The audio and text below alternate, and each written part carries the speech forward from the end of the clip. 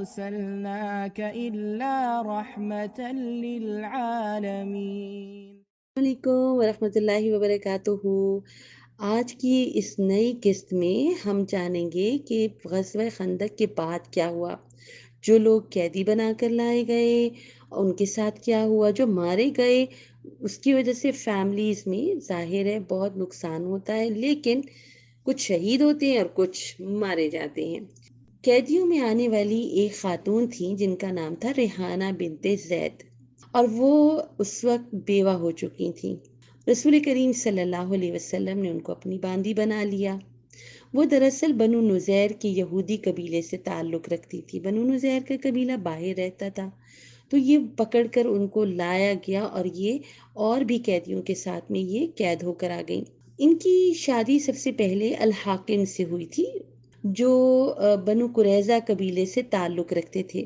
627 عیسوی میں نبی کریم صلی اللہ علیہ وسلم نے 25 دن تک جاری رہنے والے محاصرے کے بعد جب بنو قریظہ کی فوج کو شکست دی، اور اس میں جب باندیوں کو یا قیدی خواتین کو لایا جاتا اور جن کو باندی بنایا جاتا تھا ان کو ملک الیمین کہا جاتا۔ جب اسلام نبی کریم صلی اللہ علیہ وسلم پر نازل ہوا تو غلامی ایک جو ہے ایک عالمی چیز تھی، جس کو اور یہ ایک معاشرے کا ایک رجحان تھا، اور یہ اسلام سے کہیں زیادہ پرانا تھا کہ جو لوگ قیدی ہو جاتے تھے اور خاص طور پہ خواتین اور بچے ان کو غلام بنا لیا جاتا تھا۔ اس سے مراد وہ لوگ بھی ہوتے ہیں کہ جو فتوحات کے دوران قیدی بنائے جاتے اور پھر بعض اوقات یہ غلاموں کی اولاد بھی ہوتے تھے۔ اسلام نے اسے شروع نہیں کیا بلکہ یہ اسلام سے بہت پہلے کا رواج تھا۔ بہرحال اسلام نے ایسے بہت سے قانون بنائے، ایسی بہت سی اللہ سبحانہ وتعالیٰ کی طرف سے احکامات آئے جو اس عمل کو کہ کوئی قیدی کو غلام نہ بنایا جائے یا لونڈیا نہ بنایا جائے اس کو ختم کرنے کا باعث بنا۔ صرف یہی نہیں، اسلام نے مسلمانوں کو حکم دیا کہ چاہے وہ باندی عورت جو قیدی ہو اس کے ساتھ احترام کا معاملہ کرنا ہے، اسے اچھی طرح کھلایا جائے، پلایا جائے اور مناسب تحفظ دیا جائے۔ خاندانی ماحول میں باندی عورت کو اسلام کے بارے میں جاننے کا موقع ملتا تھا۔ وہ ویسے تو غلام ہوتی تھی لیکن مسلمانوں کے گھروں میں رہتی تھی، اس لیے ان کو پتہ چلتا تھا کہ اسلام کیا ہے، اور پھر وہ اس کو آزادی ہوتی تھی کہ وہ اسلام کو قبول کرے یا رد کرے۔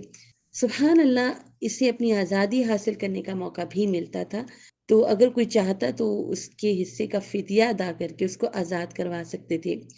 ریحانہ رضی اللہ تعالیٰ عنہ کے ساتھ بھی یہی ہوا۔ نبی کریم صلی اللہ علیہ وسلم نے انہیں اسلام قبول کرنے کی پیشکش کی، انہوں نے اسلام قبول کیا اور رسول کریم نے انہیں آزاد کرنے اور ان سے شادی کرنے کا اختیار دیا۔ انہوں نے نبی کریم صلی اللہ علیہ وسلم کے ساتھ رہنے کو کسی اور کے ساتھ رہنے پر ترجیح دی، کیونکہ آپ صلی اللہ علیہ وسلم نے ان کے ساتھ بہت نرمی اور دیکھ بھال کا مظاہرہ کیا۔ ریحانہ رضی اللہ تعالیٰ عنہ کی زندگی کی تفصیلات بہت زیادہ معلوم تو نہیں ہے۔ کچھ روایات کے مطابق ان کا انتقال ہجرت کے 10ویں سال ہوا۔ انہیں جنت البقیع میں دفن کیا گیا۔ مدینہ کا قبرستان ہے جہاں نبی کریم صلی اللہ علیہ وسلم کی اور ازواج بھی مدفون ہیں۔ اس کے ساتھ ہی آج کا سیشن ختم کرتے ہیں، انشاءاللہ ہم اگلے ایپیسوڈ میں ملیں گے۔ جزاک اللہ خیرا کثیرا۔ اپنے چینل کو سبسکرائب کرنا، لائک کرنا، شیئر کرنا نہ بھولیں۔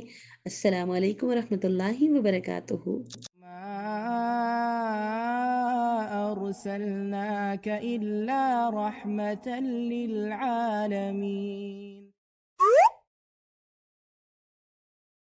Salah Tracker to keep you on track to success, a perfect gift for you and your loved ones.